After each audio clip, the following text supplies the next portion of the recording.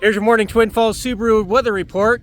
As you can see, the National Weather Service's blizzard warning has not come to fruition yet. We do not have a canyon full of snow. We do not have 486 feet worth of accumulation. In fact, we have maybe a millimeter so far. The flurries are coming. The wind is definitely here. We will keep an eye on the situation and keep you updated as the day goes by.